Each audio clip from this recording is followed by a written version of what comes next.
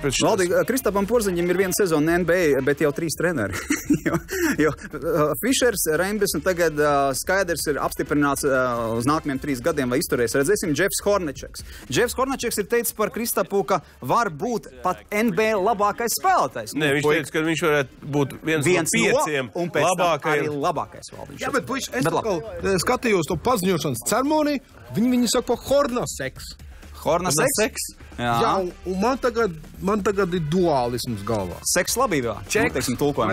Klausies, nē, ja kāds atcerās vai neatcerās, es Hornečeku labi atceros. Jā. Es skatījos tos 90. gadu fināls Jūtā ar Čikāgu, uz kā mēs dzīvojām. Nu, tad kā tu tos sirmos dabūji? Es nekad nevarēju saprast. Viņš bija tas, kas sēdz Jordan, jā? Jo tur nebija kam sekt. Nu, tur bija Rasels tāds vēl spēlētājs un viņš no pamatsastāv. Un kā viņš tika brīžiem galā, es brīnījos, tad ko tas nozīmē? Viņš bija lēnāks, viņš nebija atletiskāks, bet viņš varēja sekt, viņš sēdza viņu.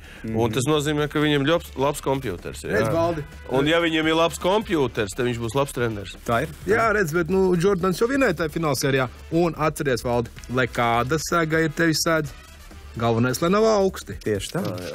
Tieši tā. Labi, bet Kristaps gatavojas sezonai un arī ik pa laikam piedalās dažādos pasākumos, kā šajā Banka Citadel, kas ir viņa sadarbības partners, rīkoja 250 mazajiem puikām un meitenēm pasākumu kopā ar Kristapu. Nu, skaisti, aizkustinoši, iespaidīgi. Klausies, es to saku, bet tas ir kaut kas īpašs. Viņš ir kaut kāds īpašs uz tā visu fonu. Kāpēc neviens cits basketbols to nedara tādu? Kāpēc viņš dara to?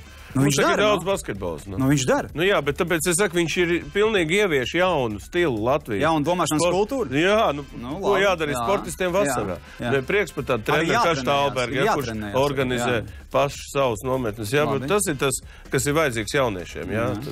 Valdi, tu jau arī trenējies mājās. Pagaid, mēs vēl tiksim līdz Valdim, bet mēs parādīsim vēl Kristapa piedalīšanos vienā reklamā. Ghostbusters ir tāda filma, tāds bija savulaik populāra, tagad vēl viens atjaunot versija. Un šis kopā ar Karmelo, ar Spaiku Li un Valtu Freizeru, kas ir viens no visu laiku labākajiem New York Knicks basketbolistiem, ir kāda reklāmiņa uztaisīja.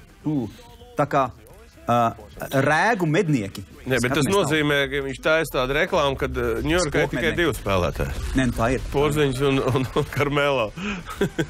Nē, bet tas viss. Valdi, un šo reklāmu rāda NBA fināla starplaikos. Amerikā. NBA fināls starplaikos ar mūsu puiku piedalīšanos. Cits starpā šo svētdienu, Valdi, tu lauzīsi savu apņemšanos un izies basketbola laukumā. Bet tas ir tikai labu nolūku. Labu nolūku. Kristapa Porziņa un Māra Verpakovs labdarības spēle basketbola, Olimpiskais centrs. Gunti, kā mēs varam pārliecināties, ka Valds ir gatavs? Jā, redziet, tu pa Michaelu Jordanu runā, jā? Gribat, es jums parādīšu, kas ir Shaquille O'Neal sindroms.